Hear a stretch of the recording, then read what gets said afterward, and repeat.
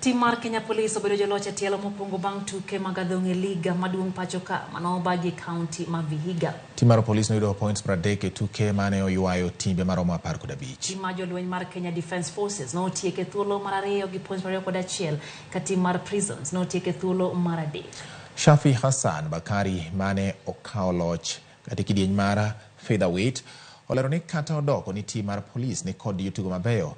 Timbe osechako timo maber e tukegi ka en gi luoro ni inyalo lo jotugo mamoko e tielo mabiro.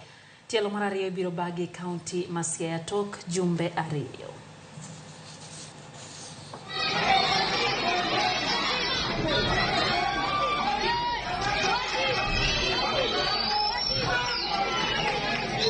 Naamini kwa ushindi utarudi tena kwangu.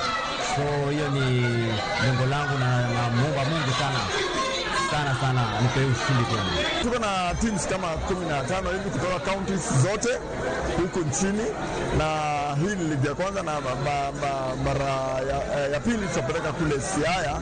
Kwa hivyo tunashukuru sana kaunti ya Vihiga kwa sababu wamekuwa wakisupport timu ya ngumi hapa kaunti ya Vihiga. Mamulo tuke mag pinje maoko en Cristiano Ronaldo noloyo gol mare mar